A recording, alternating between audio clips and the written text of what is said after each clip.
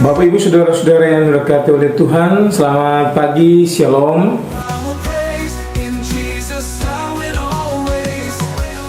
Untuk memulai aktivitas kita di hari baru, di minggu baru ini, mendasarinya kita akan membaca Alkitab dan merenungi firman Tuhan. Mari kita berdoa. Bapa di sorga, Allah di dalam Yesus Kristus Tuhan dan Juru Selamat kami. Kami hendak beraktivitas di minggu yang baru ini. Karena itu kami rindu untuk membaca Alkitab dan merenungkan firman Tuhan yang menjadi dasar dan kekuatan bagi kami. Roh Kudus menuntun kami agar pembacaan Alkitab dan pemberitaan firman Tuhan dapat menguatkan kehidupan kami untuk aktivitas kami di minggu yang baru ini. Di dalam nama Tuhan Yesus kami berdoa. Amin.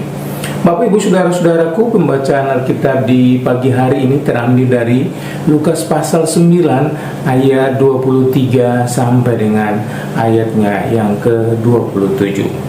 Di bawah perikop pemberitahuan pertama tentang penderitaan Yesus dan syarat-syarat mengikut Dia.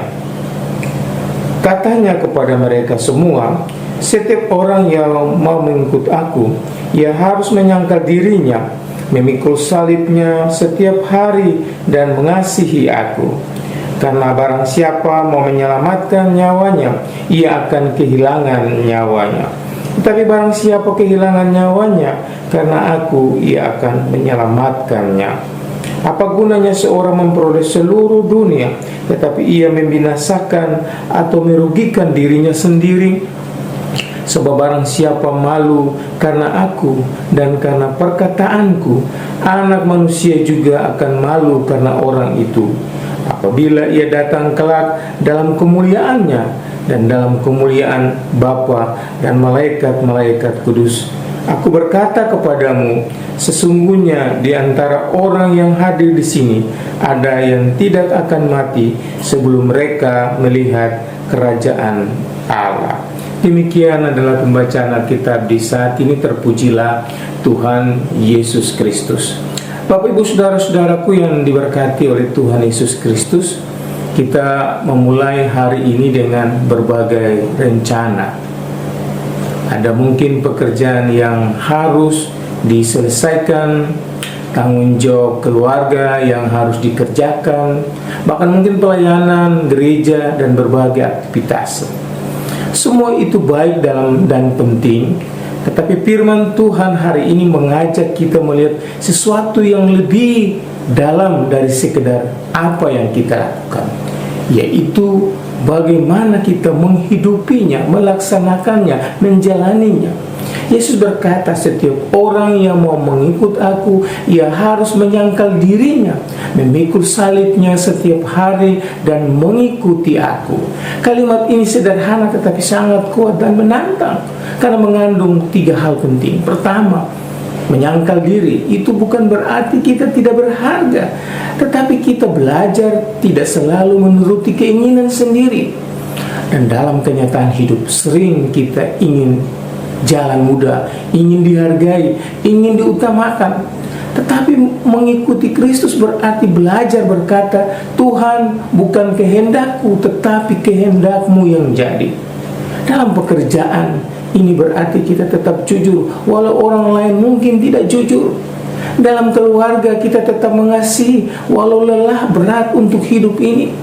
Dan dalam pelayanan kita tetap setia walau tidak selalu dilihat atau dihargai oleh sesama kita. Yang kedua, memikul salib setiap hari. Salib bukan hanya penderitaan besar, tetapi juga hal-hal kecil yang berat di dalam hidup sehari-hari. Tanggung jawab, kesabaran, pengorbanan, dan kesetiaan. Setiap hari adalah salib kita masing-masing.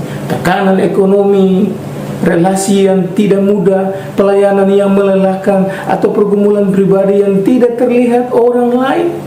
Namun firman Tuhan mengingatkan, salib itu bukan tanda Tuhan jauh, tetapi justru tempat Tuhan bekerja membentuk kita, Bapak Ibu Saudara-saudara dan saya.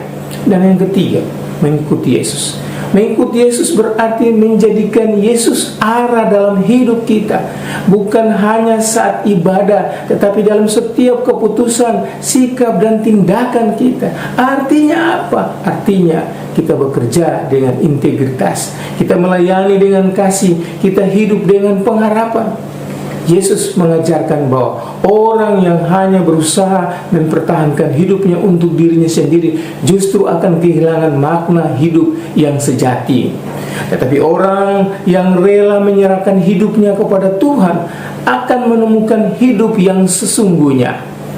Bapak, Ibu, saudara-saudaraku, di tengah realitas hidup saat ini, tantangan ekonomi, kelelahan kerja, tekanan pelayanan, firman ini menjadi pengingat bahwa kita tidak dipanggil untuk hidup mudah, tetapi untuk hidup benar dan setia di hadapan Tuhan.